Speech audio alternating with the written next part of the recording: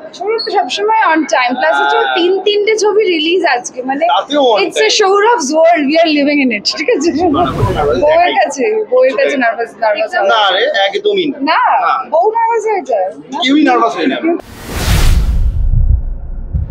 ফার্স্টে বলো, পা কেমন আছে? এখনো ভাঙা, বুটের ভেতরে ব্যান্ডেজ বাঁধা আছে, আস্তে আস্তে হাঁটছি, ভাঙা পা নিয়ে টুকটুক করে ছবির শুটিং শেষ করে ফেললাম, সেটা মৈনাকের সাথে আরেকটা ছবি। কিন্তু আজকের দিনটা খুব স্পেশাল, তখন এই যে স্পেশাল ছবিটা আমরা বানিয়েছি গৃহস্থ, আমি বারবারই বলছি আমরা বানিয়েছি, এখন লিটারালি আমরা সবাই মিলে বানিয়েছি।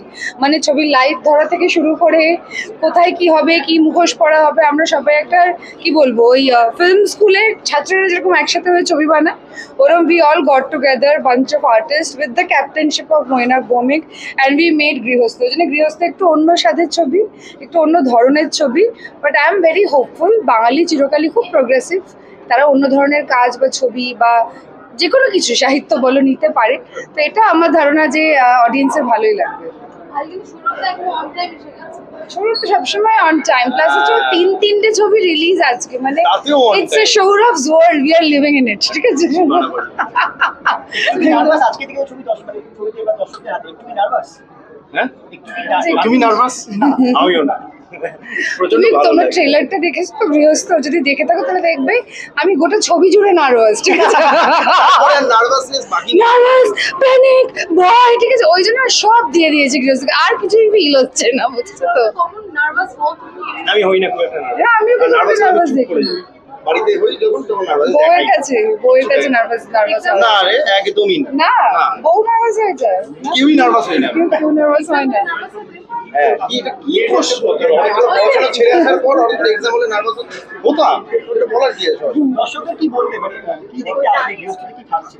দর্শককে এটাই বলতে চাই, যারা টান উত্তেজনা হলে থ্রিলার পছন্দ করে, ভালোবাসে, ওটিটির বাইরে একটু হলেও এসে দেখো, আমরা একটা প্রচেষ্টা করেছি সেরকম। এবং আমি নিজে ছবিটা শুধু আছি বলে বলছি না, আমি নিজে দেখার সময় অত্যন্ত এনজয় করেছি। এবং অপর্ণার যে এই কি বলবো, এই অপর্ণার ভয়, ভীতি, প্যানিক, অ্যাংজাইটি, সেগুলোর যথেষ্ট কিন্তু কারণ রয়েছে। ওকে যতই লোকে পাগলি বলুক, ওর পাশের বাড়িতে যা যা ঘটে যাচ্ছে, যা যা ও দেখেছে, যেগুলো নিয়েও প্রতিবাদ করতে চাইছে কিন্তু কেউ ওর কথা শুনছে না।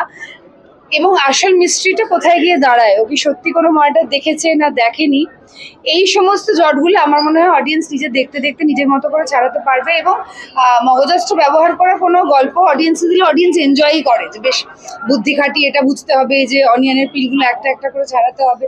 গৃহস্থর গল্পটাও সেরকম, আমাকে তো ওপর বলতে হচ্ছে, বেশি ডিটেল দিলেই আমার বলে দেওয়াই হয়ে যাবে যে which is what in the film. তবে হ্যাঁ, আমরা সবাই ইন্ডিভিজুয়ালি নানান রকম কষ্ট, ট্রমার মধ্যে দিয়ে যাই বা গেছি, এবং ট্রমা আমাদেরকে অনেকটা পাল্টে দেয়।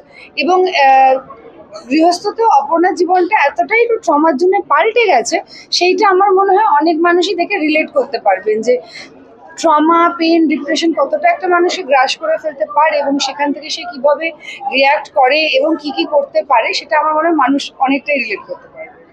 বিনোদন জগতের সব খবরাখবর সবার আগে পেতে সাবস্ক্রাইব করুন বিনোদন চিত্র ইউটিউব চ্যানেল, আর পাশে থাকা বেল বাটনটি ক্লিক করতে ভুলবেন না।